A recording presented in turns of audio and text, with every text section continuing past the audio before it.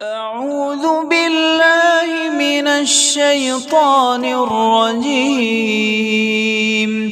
وقال لهم نبيهم إن آية ملكه أن يأتيكم التابوت فيه سكينة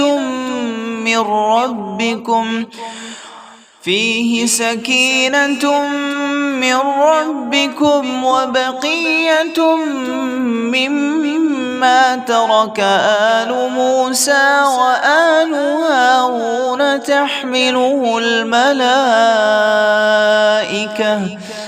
إن في ذلك لآية لكم إن كنتم مؤمنين.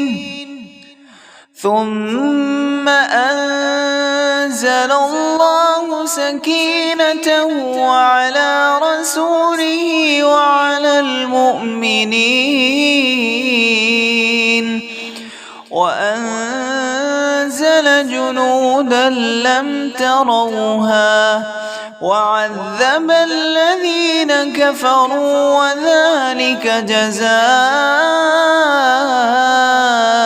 الكافرين.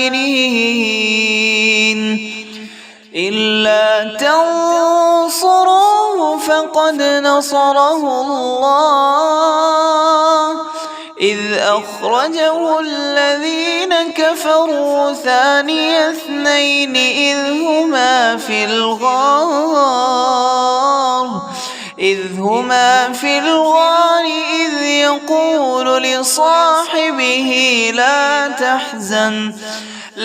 تحزن إن الله معنا فأنزل الله سكينته عليه وأيده بجنود لم تروها وجعل كلمة الذين كفروا السفلى وكلمة الله هي العليا والله عزيز حكيم.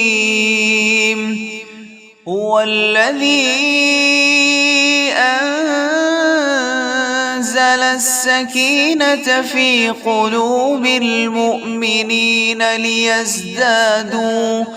ليزدادوا إيمانا مع إيمانهم ولله جنود السماوات والأرض وكان الله عليما حكيما.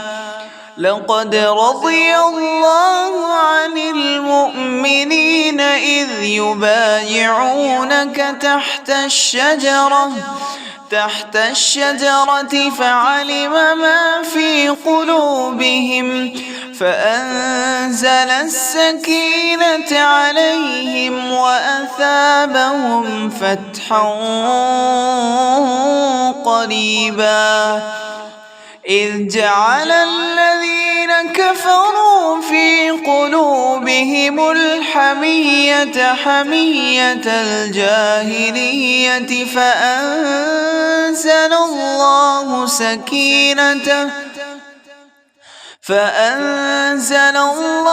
سكينته على رسوله وعلى المؤمنين وألزمهم كلمة التقوى وكانوا أحق بها وأهلها وكان الله بكل شيء عليما.